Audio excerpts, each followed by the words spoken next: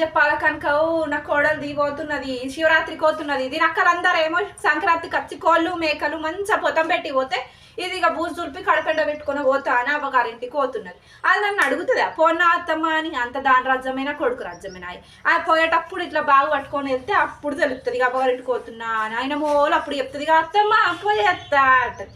పోయిరా బిడ్డ పోయిరా అని నేను అత్తగంతే. ఇది దీనికి ఏమంతా వేసి పడగొట్టిందా అమ్మగారింటికి పోతున్నది. ముడుముడొద్దుల్లో అవ్వగారిలే ముడుముడొద్దుల్లో అవ్వగారిలే గిట్ల పోయినామా మనం గప్పట్ల. పొద్దున్న లేచి అయితే అలుకుపోతేనే వేస్తే సాన్పేస్తే అంతా వేస్తే ఇక కూరగాయలు కోసి పెడితే గిట్ల గిట్ట గిట్ట గిట్ట గిట్ట గెలకనికే ఇంత బాధ అవుతున్నది బొమ్మకి. ఆడు డ్యూటీ కోయి నుంచి కనకావు ఎట్లా చెప్తే అట్లా తింటావు. ఆ దౌడ దంచుండు నాలుగు దొప్పుడు దౌడ దంచుండు నాలుగు దొప్పుడు తింటుంది కూడు తింటుంది మళ్ళీ చిరుతిండి తింటుంది దాన్ని చిరుతిండి పోని.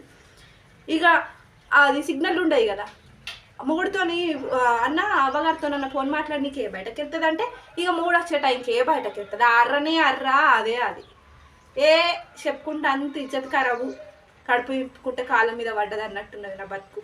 పెద్దది చేర నయము భయం పడుతుంది నాకు, కానీ ఇదైతే నన్నే ఆడిస్తుంది ఇక ఇజ్జత్ ఖరాబు అని. దాని నోట్లో నోరు పెట్టా అదంతా నేను మాట్లాడదు. దాని ఈడుంటాయి కళ్ళు ఈడుంటాయా, అందుకే పెద్దదాన్ని ఉసురు ముట్టిందేమో దాన్ని బాగా బాధ పెట్టినా కదా అని ఇక నా మనసుకి అనిపిస్తుంది. ఇక బయటకు చెప్పుకుంటా నా ఎట్లా చెప్తే అట్లా వింటావు నువ్వు కానీ.